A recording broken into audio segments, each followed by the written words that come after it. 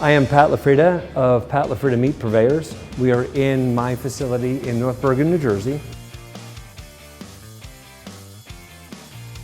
I am going to help Food and Wine make the perfect burger blend for people to make at home for themselves.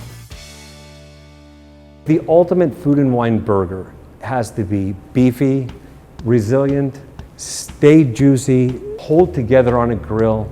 It has to have the following cuts, and all of these cuts need to be accessible. So that would be two-piece chuck, the clod, which would have to have a piece of the flat iron in it, which gives us some New York strip steak qualities, boneless short rib or hanger, and we'll determine which of those two, and they're both very accessible, and has to have that buttery flavor of a brisket.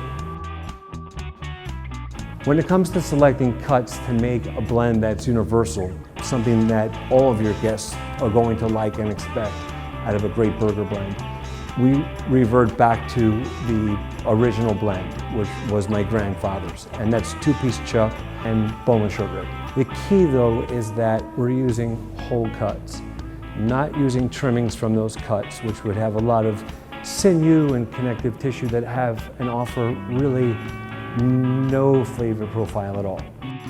When it comes to grinding the meat itself, what you want to do is bring the temperature down as much as you can. As the meat passes through a knife and a plate, then gets mixed, and then gets put through the same knife and plate, if the meat was 40 degrees or so, what you would get is a very pasty composition and texture. That's the opposite of what we preach and what we make. So we really want to see particle definition. So we want to see individual fats and proteins as they come out of the grinder. So the only way to make that happen and to keep the integrity of those cuts is to bring the meat down to about 30 degrees.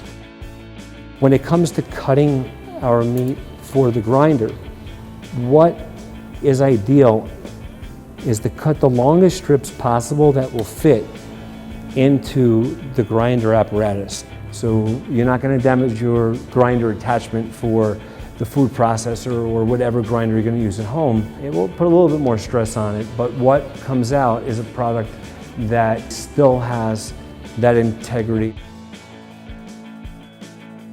Anything I make, I want to eat well done, because meat really tastes best when you can eat it at its most rare temperature that the consumer likes. You know, I've been at many dinners where someone's whispered, "Pat, I have to admit something to you." And I'm like, "I don't care if you're a vegetarian." No, I'm not a vegetarian. I eat my meat well done. And I'm like, "So we eat meat well done." But if you really want to taste those flavors and you really get into that, you really want to eat it as rare as possible. It goes without saying, I eat mostly my own product.